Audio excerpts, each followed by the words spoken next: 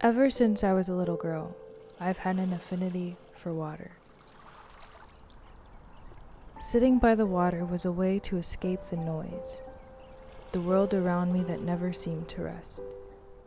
Hi, my name is Rachel Darius, and I'm the creator behind the documentary Watertown.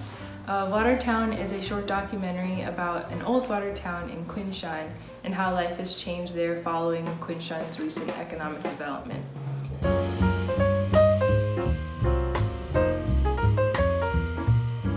The inspiration behind this project actually started back in April of 2019 when one of my professors suggested I do a project on a water town.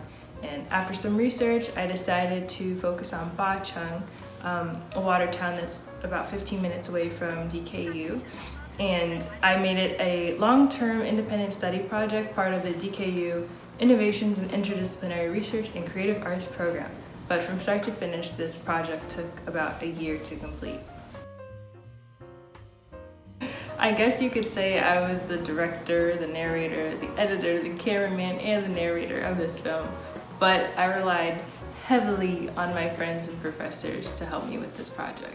My role in this project is a translator and interviewer. I helped Rachel with filming and translating subtitles. Helping with translation and finding interviewees. Sound recording and also approaching people for interviews. I recorded a lot of audio, I carried a lot of bags, and I did my best to keep morale up when the going got tough and the batteries stopped working. There were so many roadblocks for this project. Like, first things first, this was my first film, so I had to figure out how to make a film as I went. And creatively speaking, I had to figure out a way to tell this story in an interesting way on a topic that maybe not a lot of people would be interested in. Sometimes it's just simply hard to find people who is willing to be interviewed and who is also comfortable with being shot by a camera. We get so many rejection from people who are not willing to participate. So we have to think about different ways to approach them so that to get the answer we want. We cannot approach people and try to have a true and deep conversation with them.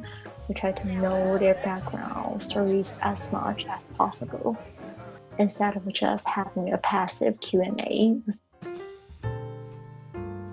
A funny moment for me was when we went to the coat factory, and I really wanted to get a coat. It's been my dream my entire life to get one of those really long coats.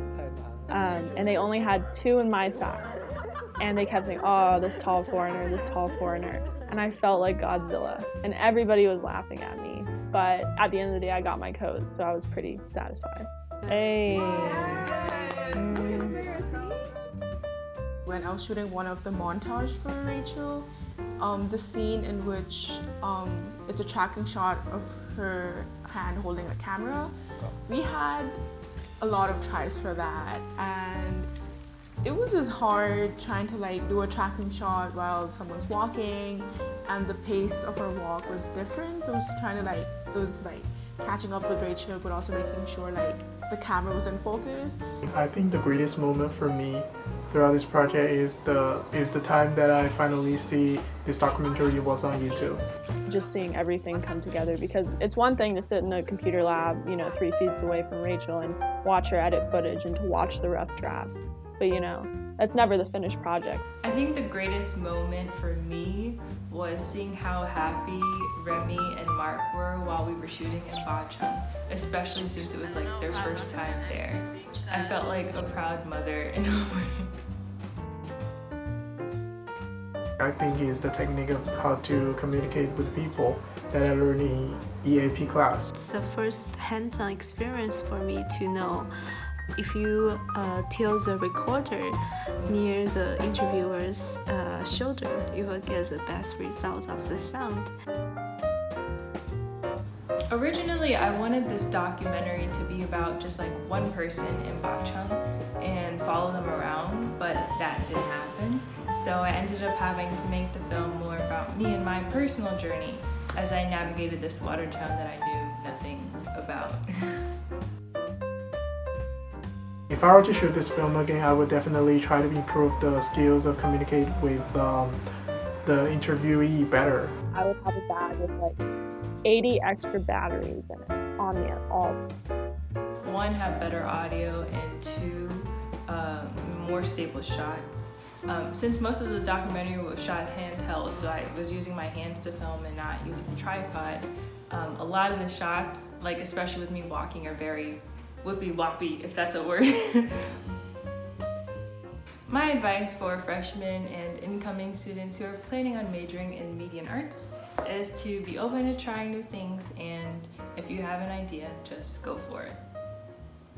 Be patient, because when you have the thing you want to do, like you already have the project, you have the plan, the most important thing is you have the patience to carry out the project carefully, and you have to adjust it, make adjustments to the project from time to time to make sure it is finalized in a perfect shape.